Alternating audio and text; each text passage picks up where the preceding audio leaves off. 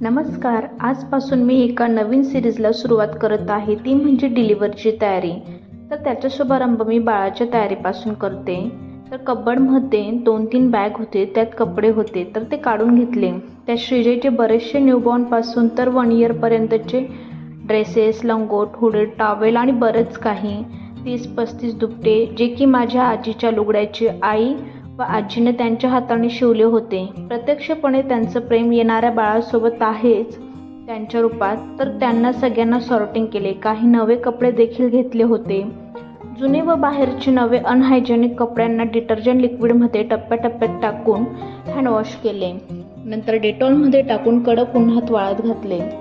नंतर ते वाळल्यावर त्यांच्या घड्या घालून ज्यांना इस्त्रीची गरज होती त्यांना इस्त्री केली. त्या श्रीजयची लुडबुड चालू होती. त्याचे कपडे बघून त्याला खूप आनंद झाला. नवीन कपड रिसीव्ह नाही झाल्याने सध्या बॅगेमध्ये ज्यांना सुद्धा छान डेटॉलने वॉश केलं त्यात ऑर्गनाईज केलं. असं अंधश्रद्धा आहे की न्यूबॉर्नची तयारी आधीच करू नये, पण मला तरी वाटतं त्यात काहीच वाईट नसतं. उलट धावपळ टाळण्यासाठी सगळ्या प्रेग्नेंट लेडीजने आधीच प्रिपेअर राहावं. तर मी कशी डिलिव्हरीची तयारी केली ते लॉंग व्हिडिओमध्ये सांगितले, जो की आपल्या चॅनलवर अपलोड केला आहे. So go and check.